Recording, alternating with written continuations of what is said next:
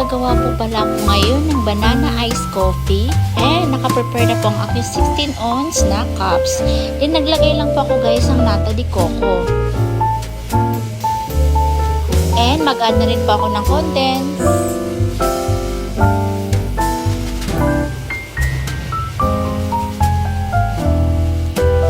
Naka-prepare na rin po guys ang aking banana flavor with ice. Then, mag-add din po tayo ng 1 shot ng espresso.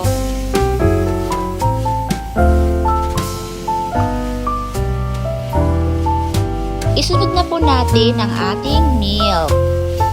Any fresh milk ay pwede. Any brand po ng milk ay pwede po. So, ayan, tada! Tapos na po ang ating banana iced coffee.